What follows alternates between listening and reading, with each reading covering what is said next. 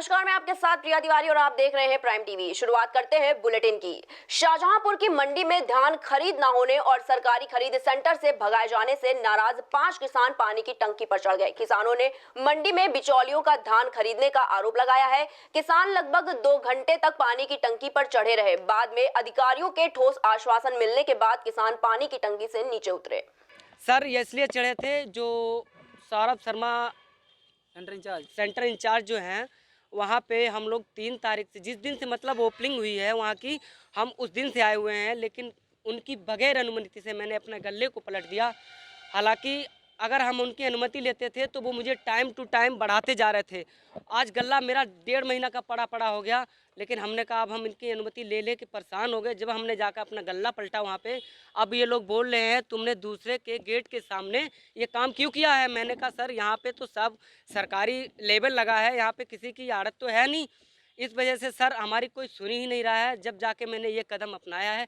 आपके लोगों के हाथ में ये फैसला है, अब जो आप समझें अब वही काम कीजिए। अभी मंडी सचिव के द्वारा फ़ोन से अवगत कराया गया। मैं एक मीटिंग में था डीएम साहब साथ, अवगत कराया गया है कि कुछ किसान जो है पानी की टंकी पर चढ़ गए हैं। उनका ये आरोप है कि धान का क्रय उनका नहीं किया जा रहा है। देखिए, मैं प्रतिदिन आता हूँ, मंडी में ही बैठता हूँ। मैं पर डे 1 से 2 बार मंडी सभी केंद्रों में जाता हूँ। मैंने यहाँ व्यवस्था करा रखी है कि जो किसान जिस डेट पर आएगा, जिस टाइम पर आएगा, वो मैं रजिस्टर मेंटेन कराता हूँ। किस किसान का किस डेट में तौल कराई जाएगी उसका मैं बाकायदे एक तख्ती पर मैं डिस्प्ले कराता हूँ, लगभग अग्रिम आगे के 3 डेटों के। महोबा में एक महिला और परिजनों ने खाकी पर मारपीट और जबरन वसूली जैसे संगीन आरोप लगाए हैं। न्याय की फरियाद लिए एसपी कार्यालय पहुंची महिला और उसके पति ने एसपी से मुलाकात कर उन्हें शिकायती पत्र सौंपा। परिजनों का आरोप है कि मकान के निर्माण के मंगाई गई बालू से भरे ट्रैक्टर को पुलिसकर्मियों द्वारा जबरन अपनी गिरफ्त में ले लिया गया था। वहीं विरोध करने पर पुलिसकर्मियों ने न सिर्फ उसके साथ मारपीट की, बल्कि 5,000 रुपए भी डरा धमका कर ले लिए। घटना से आहत महिला और उसके परिजनों ने एसपी महोबा से दोषी कर्मियों के खिलाफ कड़ी से कड़ी कार्रवाई की फरियाद लगाई है। हमने ट्रक खरीदा था और हमने तो वो ट्रक अंदर ना जाने के कारण हमने एक खेत में पलटवा दिया रोड के किनारे। तो वहाँ भर रहे थे बालू भर रहे थे। तो जब सिपाही आए कुलपहाड़ थाने से, हमने मारपीट की और ले जाने लगे। कुलपहाड़ बोले 10,000 रुपये लगेंगे।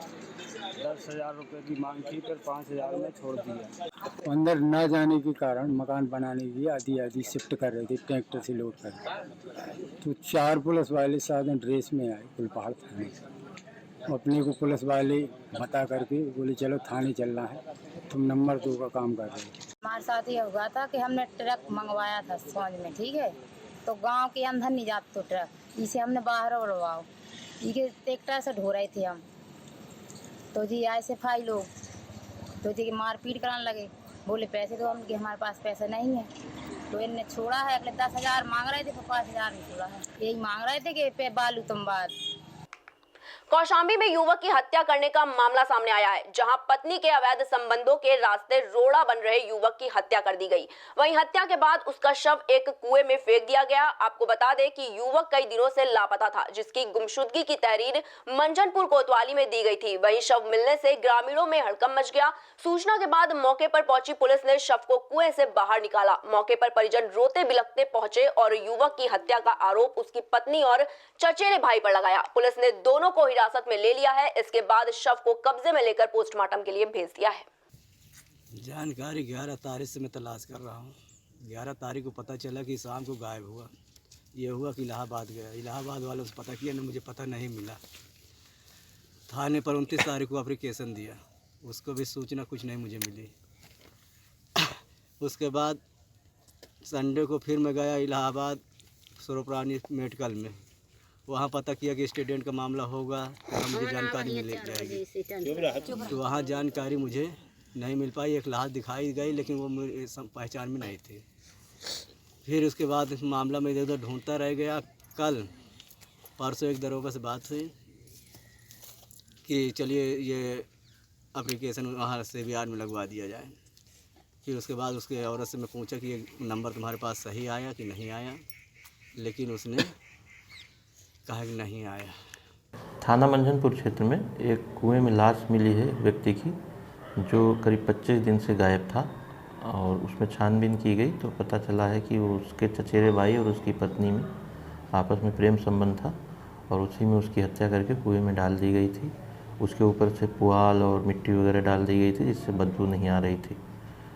काफ़ी यहाँ थाने पे उसकी गुमशुदगी की सूचना थी जिस पर छानबीन की जा रही थी। छानबीन में तथ्य प्रकाश में आया, आज बॉडी बरामद हुई है, अग्रिम कार्रवाई की जा रही है। वेतन की मांग को लेकर गोरखपुर में अनुदेशक कल्याण एसोसिएशन ने मानव श्रृंखला बनाकर विरोध प्रदर्शन किया। जिला अध्यक्ष रणजय सिंह की अगुवाई में सैकड़ों अनुदेशक एसोसिएशन से मानव श्रृंखला बनाकर नारेबाजी की।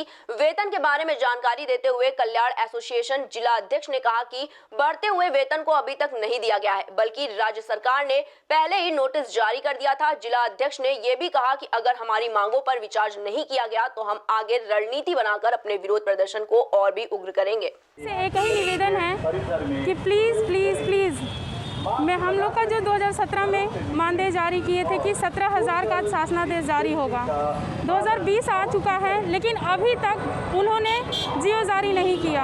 हम उनसे रिक्वेस्ट करते हैं, प्रार्थना करते हैं, निवेदन करते हैं कि हमारा 2017 से जो आपने कहा कि 17,000 हम करेंगे वो जारी कर दें। फर्रुखाबाद में जिलाधिकारी मानवेंद्र सिंह के आदेश पर आयोजित हुई सभा में कोरोना प्रोटोकॉल की धज्जियां उड़ाई गई। किसानों की समस्याओं के निराकरण के लिए आयोजित सभा में बिना मास्क लगाए लोग दिखाई दिए। दरअसल डीएम के आदेश पर विकासखंड परिसर में 3 टेबल लगाई गई थी, लेकिन किसान सम्मान निधि न मिलने के लिए आ रही समस्या को दूर करने के लिए विकासखंड कार्यालय में कृषि विभाग के कर्मचारी मोर्चा संभाल रहे थे, लेकिन भीड़ बेकाबू होने से सोशल डिस्टेंसिंग तो तार हुई, साथ ही साथ मास्क न लगाने से कोरोना का खतरा और बढ़ गया। वहीं कृषि विभाग के डिप्टी डायरेक्टर राजकुमार सिंह भी बिना मास्क पहने दिखाई दिए।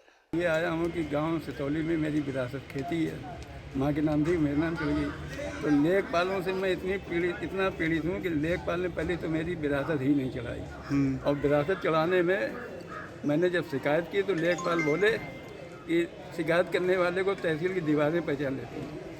प्रदेश भर में लगातार महंगाई बढ़ रही है, जिसको लेकर आजमगढ़ में कई दिनों से आलू और प्याज के दामों में बेतहाशा वृद्धि हुई है, जिसका सीधा असर आम लोगों की रसोई पर पड़ रहा है। दामों को नियंत्रण करने के लिए जिलाधिकारी के निर्देश पर कलेक्ट्रेट में आलू प्याज बिक्री केंद्रों की स्थापना की गई, जहां निर्धारित मूल्य पर आलू प्याज जनता को मुहैया कराया जा रहा है। लोगों का कहना है कि इस आउटलेट पर सरकार के और एनजीटी के नियमों की पूरी तरह से धज्जियां उड़ाई जा रही हैं। बिक्री की जाने वाली आलू प्याज को ग्राहकों को देने के लिए प्रतिबंधित पॉलीथीन का धड़ल्ले से प्रयोग किया जा रहा है। यहाँ पे आलू प्याज का है स्टॉल, टमाटर नहीं मिला फिर मिल जाएगा, कल से वो भी व्यवस्था हो जाएगी जी। आलू कितना रेट बेच रहे हैं आप? आलू जो है 33 रुपये किलो है और प्याज जो है 43 है। तो किसकी मंशा के अनुरूप है? शासन की तरफ से? हाँ, शासन की तरफ से माननीय योगी जी के मतलब आदेश से हम लोग काम कर रहे हैं। किस विभाग से? किस विभाग से? ये उद्यान एवं खाद्य संस्करण विभाग में लगा है। तो रेट मिल रहा है मार्केट से बहुत सस्ता मिल रहा है और बहुत ठीक व्यवस्था। क्वालिटी भी अच्छी है? ठीक है, क्वालिटी बहुत बढ़िया तो नहीं है लेकिन ठीक। औरैया के सदर कोतवाली क्षेत्र में एक प्रसिद्ध स्वीट हाउस की दुकान पर गुड्स एंड सर्विस टैक्स विभाग ने छापेमारी की। छापेमारी के दौरान गुड्स एंड सर्विस टैक्स ने विभाग दुकानदारों द्वारा की जा रही जीएसटी की बड़ी मात्रा से हेराफेरी पकड़ी। जीएसटी को हेराफेरी तथ्यों को छुपाकर की जा रही थी। विभाग ने पाया कि दुकान की मासिक कमाई लगभग 5 लाख रुपए है, लेकिन किसी भी ग्राहक को बिल नहीं दिया जाता है। साथ ही साथ यह भी पाया गया है कि स्वीट हाउस के गोदाम और एक अन्य दुकान अलग बनाई रखी है, जिसमें काफी मात्रा में माल भरा हुआ है, लेकिन उन्होंने इन तथ्यों को जीएसटी विभाग से छुपाया है, जिसके चलते जीएसटी विभाग ने बड़ी कार्रवाई करते हुए दुकान में छापेमारी की। आजकल जीएसटी विभाग में डीलर का डाटाबेस का एनालिसिस होता है कि वो व्यापारी अपना टर्नओवर कितना दिखा रहा है, वास्तविक टर्नओवर कितना है, जिसको हम लोग रेकी करके गोपनीय तरह से जानकारियाँ इकट्ठा करके और एनालाइज करते हैं और ये देखते हैं कि कागज़ पत्र में जो इन्होंने घोषित किया है और वास्तव में जो चल रहा है उसमें क्या अंतर है। इनकी जांच पर यह पाया गया कि इनकी औसत बिक्री लगभग प्रति महीने की 5 लाख के आसपास है, ठीक है।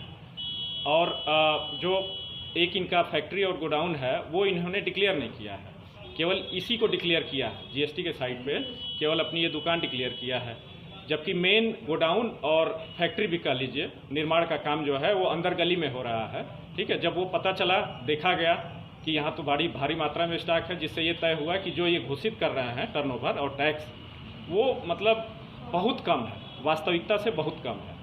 अमरोहा में पुलिस को बड़ी सफलता हाथ लगी है। दरअसल गजरौला थाना पुलिस ने बच्चे को अपहरण करने वाले अभियुक्तों को गिरफ्तार करने में सफलता हाथ लगी है। पुलिस ने मामले पर खुलासा करते हुए बताया कि बीते दिन नाबालिग को बहला फुसलाकर अपहरण करने की तहरीर मिली थी, जिसके बाद विभिन्न धाराओं में मामला दर्ज करते हुए टीमें गठित की गई थी। वहीं बच्चे की सकुशल बरामदगी करते हुए अभियुक्त को संभल से गिरफ्तार किया गया है। पूछताछ में अभियुक्त ने बताया कि बच्चे का अपहरण इसलिए किया गया था क्योंकि उसके पिता ने उधार लिए पैसे वापस नहीं किए थे। फिलहाल पुलिस ने अधिकारियों के आदेश पर मुकदमा दर्ज करके आरोपी को जेल भेज दिया है। कल गजरौला थाने पर एक व्यक्ति ने आकर सूचना दी कि उसके एक जानकार ने पैसों के विवाद को लेकर उसके एक 5 वर्षीय बच्चे का अपहरण कर लिया है। इस पर पुलिस ने तत्काल मुकदमा दर्ज कर टीमें लगाई और टीम ने रात में जो अपहरणकर्ता को भी गिरफ्तार किया और जो अपहृत बच्चा था उसे भी बरामद किया है।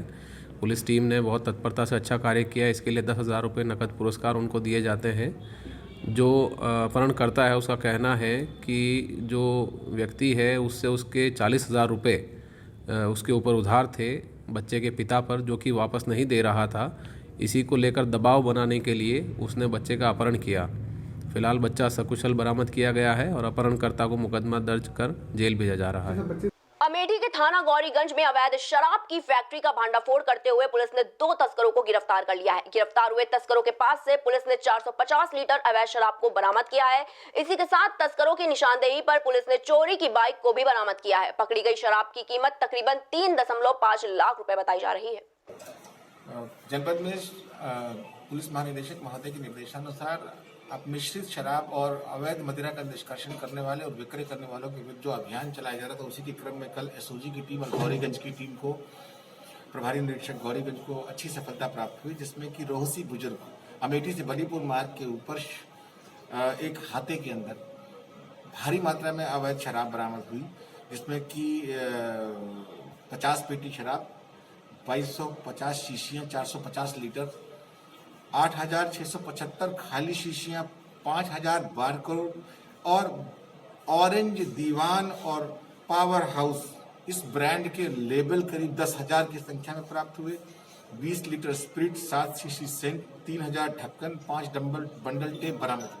महंगाई और आम जनता से किए हुए वादों और महंगाई को लेकर बैकफुट पर आई बीजेपी को अब विपक्ष चारों ओर से घेरता नजर आ रहा है। यही कारण है बीजेपी पर सपा के द्वारा जमकर तंज कसे जा रहे हैं। अलीगढ़ में तहसील इगलास में सपा जिलाध्यक्ष के द्वारा समीक्षा बैठक का आयोजन किया गया। बैठक में सपा के द्वारा एमएलसी चुनाव में जीत का वादा किया। वहीं बिहार चुनाव पर उन्होंने कहा कि बीजेपी की करनी और कथनी में बहुत फर्क है। बीजेपी को बिहार में करारी हार का सामना करना पड़ेगा। साथ ही सपा के जिलाध्यक्ष ने दावा किया है आगामी सरकार सपा की बनेगी।